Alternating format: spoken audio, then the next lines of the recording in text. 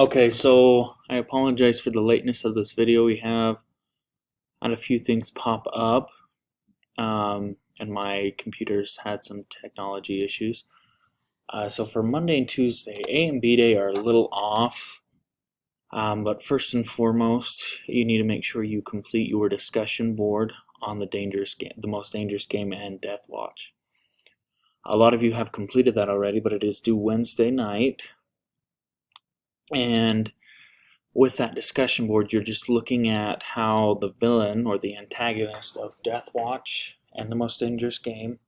So we're looking at Madek and, General Zarov, and how they act. Which one's the better hunter, and which one would you rather go up against? And explain it with evidence. So once you have done that, you need to make sure you're caught up on the IXL section. So for HH3, there's a video here that gives you some information, but it should be review. And with HH3, you need to get it to 80%. Now we are going to start acting out Macbeth. Some classes are ahead as far as that goes. But make sure you're staying up to date with your class, and you can check into the Zoom meetings or email me as far as where your class is at. As of now, there's only one class that has had the chance to begin, and that is 2B. If you did not take the Death Watch, no, excuse me, the Most Dangerous Game quiz, you need to do that as well on Wednesday and Thursday. We are going to first take a benchmark on the ACT Aspire test. It will go on your grade again as extra credit. The next one we will go on your grade as just a normal quiz. But with that, once you're finished, or once we finish in class, the students will be finishing up the discussion board that's due.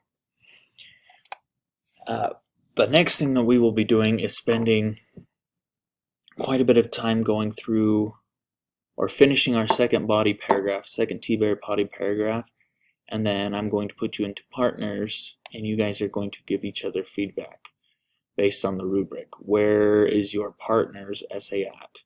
Now, if you join in on the Zoom meeting, I can put you with a partner in class, and that will allow you to get feedback then and there.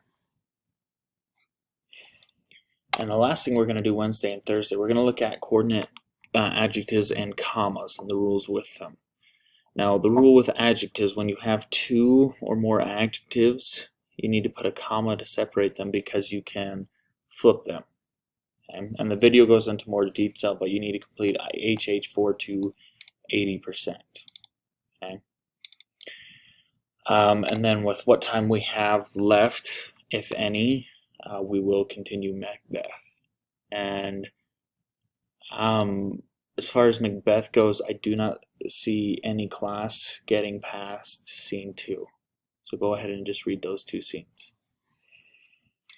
Friday, for B day,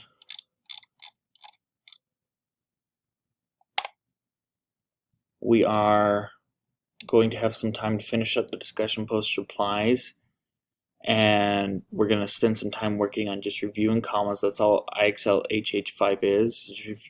Just a broad overview of the comma rules we've covered, and completing that to 80%, and then we're going to spend some time beginning Macbeth.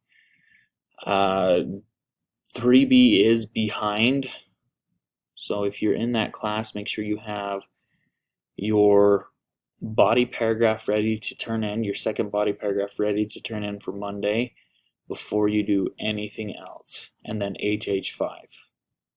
If you have more questions on that, please let me know. I know that's a lot of information in a short video. Thanks.